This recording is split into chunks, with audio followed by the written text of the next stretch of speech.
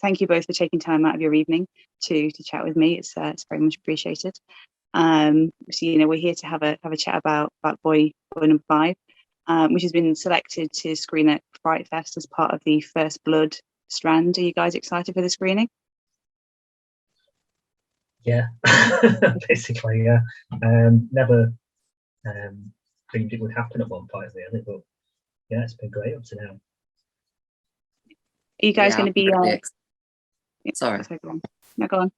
I was just going to say that I'm really, really excited to have the film there. It's a really big deal for us. So yeah, we're absolutely thrilled that it got selected to be shown at FrightFest. Are you guys going to be making the trip down? Absolutely. Yeah, we're going to be there all weekend. So you're going to be the one with the hold up. Are you going to be catching some of the other films that are playing then? Yeah, there's some interesting ones. We've got some tickets to some on the main screen, and then we're going to see the ones on the Discovery screen. It's quite an interesting mix. I think there's probably something for everybody there, really, as long as you're into horror. Yeah. Well, I mean, they do have some sci-fi, and they do have some sort of lighter, more like thriller things. But yeah, 60 films, they can't all be the same Friday the 13th knockoff. So. Yeah.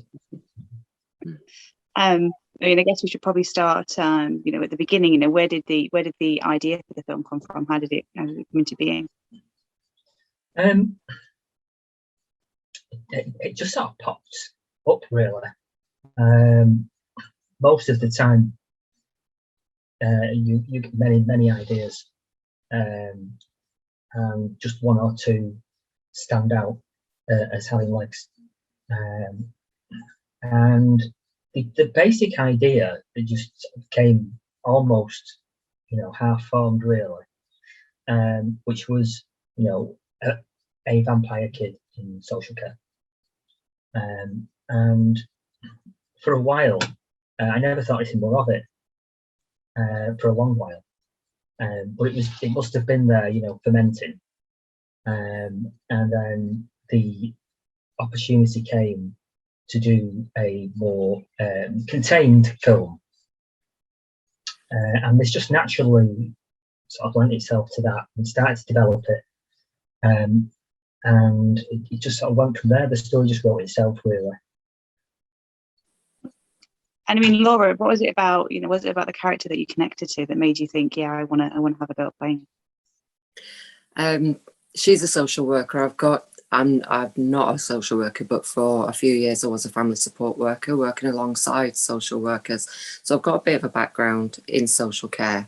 I work in a school. I'm a teaching assistant. So kind of all my roles are about caring for children, safeguarding, and just, it was interesting to see what Majorie would do, because everybody says that they'll go the extra mile for a child, or they'll do, they're coming out of their comfort zone, or they'll do risky things regarding their career, like stepping out of the acceptable parameters of that institution. And so it was fun to play Majorie, who she didn't just cross the line. She was saying bolted all the way past it. The lines are dot in the background now. And I mean, this was your first feature film experience. You're practically in every scene. How did you find that challenge? I loved it. I absolutely loved it. It's something that I've wanted to do since a small child. So I was just, and I think because I was enjoying it so much, I didn't think that this day would come, being in a feature film, speaking to journalists, having actually gone to see it on a cinema screen and things like that. It's exceeded all my expectations with the way it's going, and I'm so proud of it. I'm so proud of it. I mean, a lot of your scenes are played against Lennon, who plays Nathan. What was it like working with him as a scene partner? And did you guys have much time to sort of build that bond up before you filmed? Because there are some like quite intense emotional scenes between the two. Yeah, I'd met Lennon at the auditions, at the very first auditions, I'd seen him. I didn't actually get to work with him on the first audition night, but I'd saw him across the room and I'd watched him. I was like, wow, he's amazing. And then we got called for a call back and we did a little scene together. And we just gelled straight away. And then once we knew that we were who the main cast were, we got together for rehearsals. But rather than rehearsing too much, which Eric will explain his reasons behind, he doesn't like too many rehearsals, but it gave us a chance as a team, as the cast, to bond. Lennon was 15 at the time, so he had his mum with him as chaperone at all times, and she was so lovely. And he's such a lovely young lad. He's so well mannered. He's polite. He's a really good lad. So it was just really, really easy. Luckily, that we did seem to gel, and yeah, those kind of protective instincts came out when he became Nathan. He played Nathan. He was so vulnerable, and I think it's those big brown eyes as well. He brought that out of you. As soon as he became Nathan, that vulnerability just, you had to protect it. So what was your thinking behind sort of keeping the rehearsals sort of more pulled back? Well, I think with a film like this, we just wanted the performances to be fresh and more less rehearsed and more genuine, really, especially given the style that we were going for. I didn't want to wear the actors out in endless rehearsals. I mean, part of it was also forced on us by the ridiculous student schedule that we had. But mainly, it was just to keep things a bit more real between the actors. I mean, you mentioned a short shoot schedule. I'm always interested each year when I speak to people at FrightFest, it's sort of almost like a competition with who can get the feature film done in the least amount of days. What was your time frame here?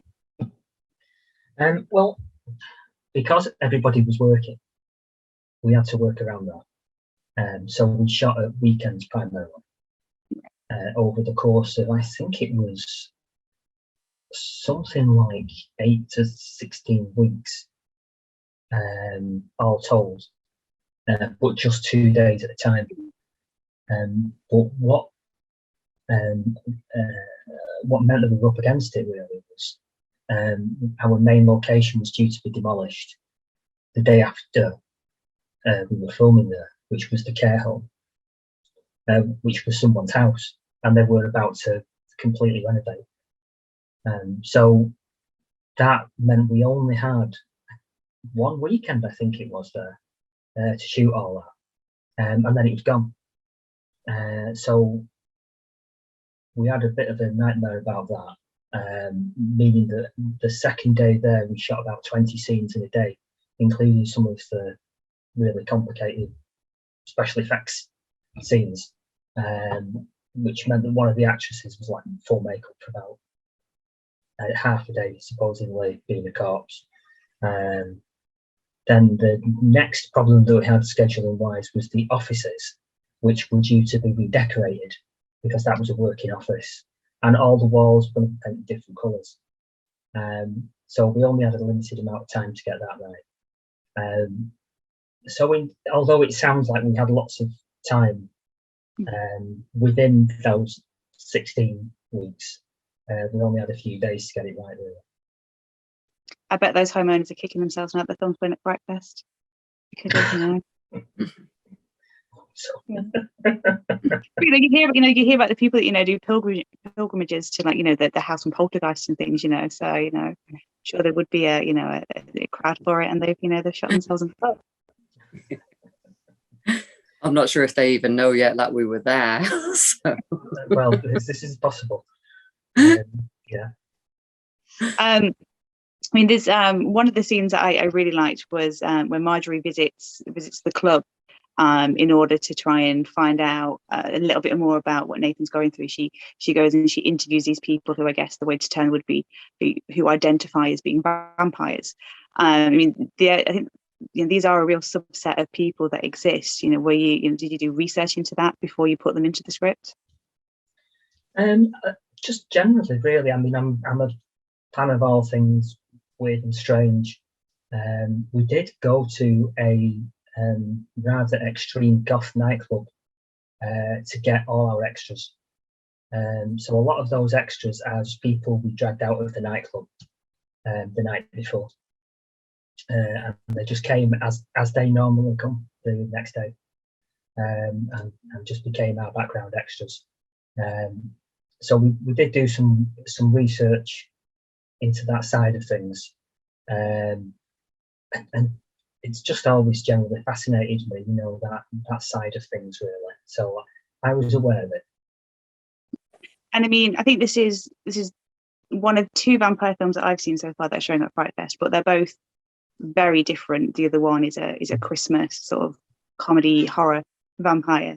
But the vampire seems to be like the movie monster more than any other that can morph and diversify itself. What do you both think it is about them that makes them so easy to sort of transform? Go on, Laura. I would probably say it's because they, in all the vampire stories, not that I've read all of them, obviously, but in your vampire stories that are well known, they are in a human form. They're charming. So human form, you like them, you're interested in that character, you want to know more, they draw you in. And then that, when the other side of them, the vampire side of them, is obviously fascinating. And yeah, I think the whole thing just together, because I mean, obviously, it's not real, but you do walk down the street sometimes. You can walk through the middle of Manchester city centre and see people walking towards you, and you're like that. You can start questioning. Whereas, obviously, it's only a joke, but you can do that with the vampires. Whereas you're not likely to walk down Manchester city centre and see a big hairy werewolf or something like that. Whereas a vampire, because they're so human and they've got the human form, you just never know who someone is, who people are. Yeah, I mean, I've always loved vampire fiction, vampire films. Being a child of the 70s and 80s, that's what I grew up on, really.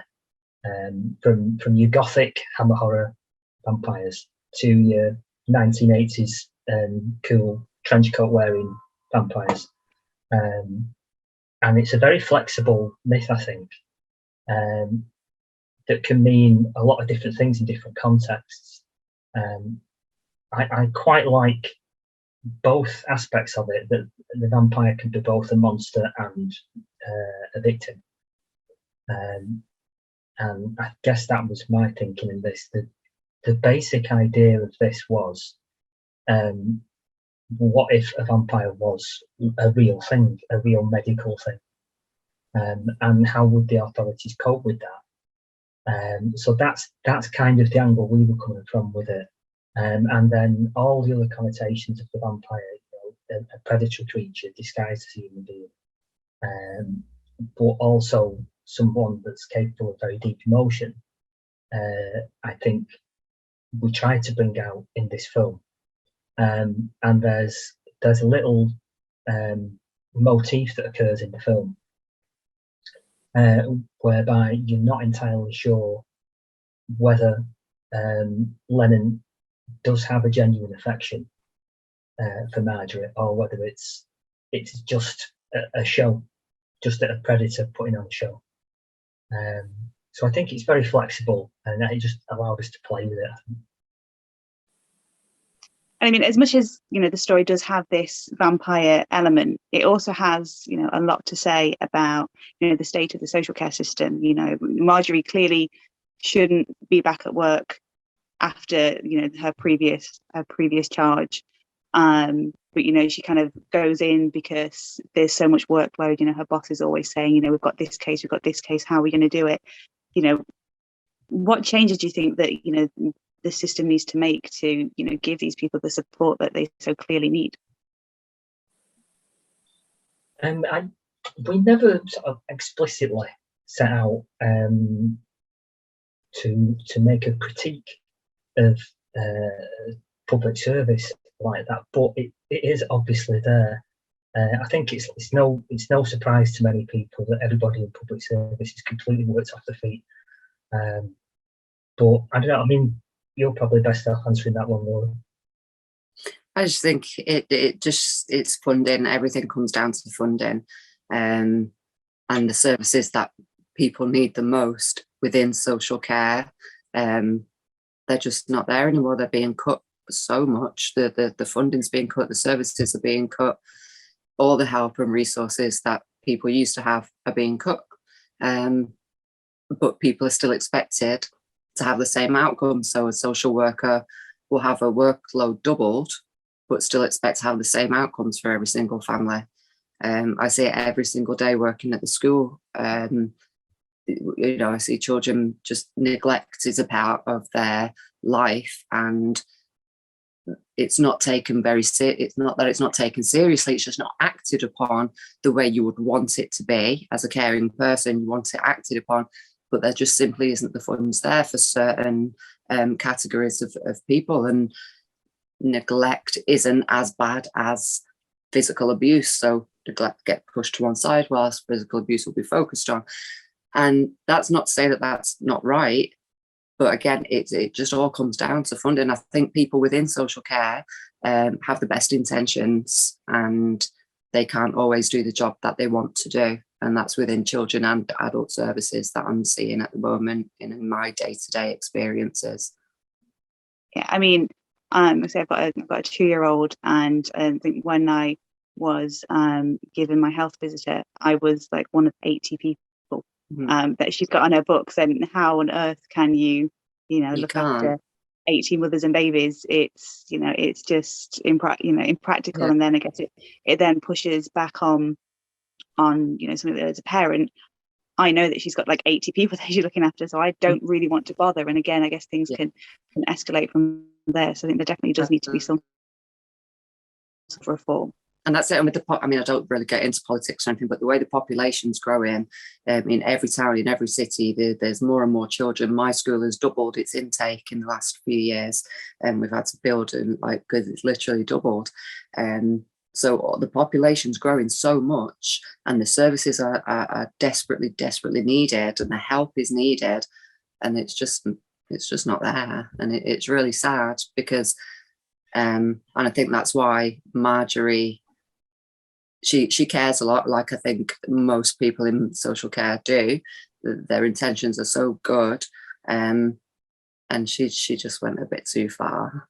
She took it into her own hands a little bit too much. Definitely. I mean, the film's obviously been getting a lot of buzz, a lot of traction. And Eric, you've just been this week, I think it was, you've been nominated for the FrightFest Genre Rising Star Award. How are you feeling about that nomination? Shocked. Really.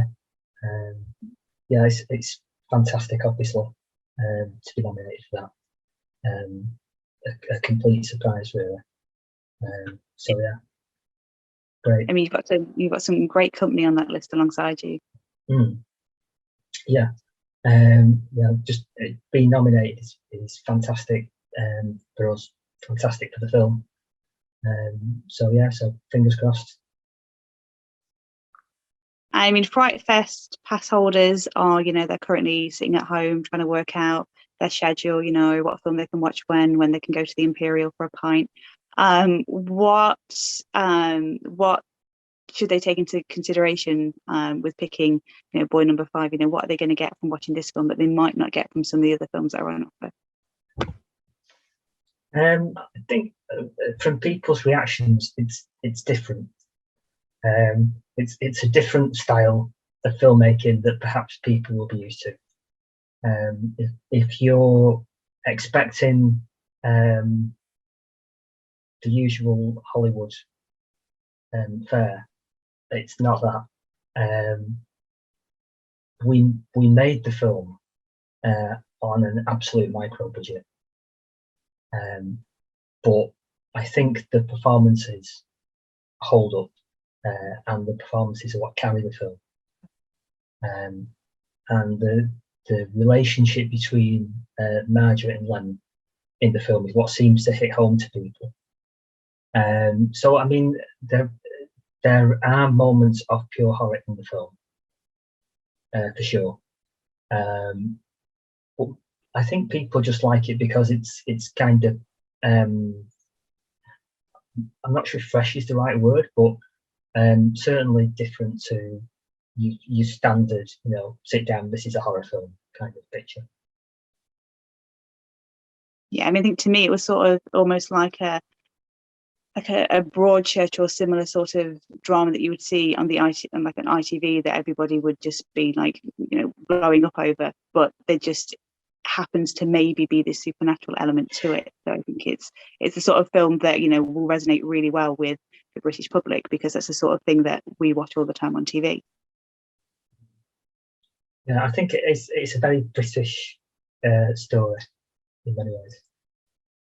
I think it's about the connection, and it just happens to also have a horror element of it, that sci-fi horror element.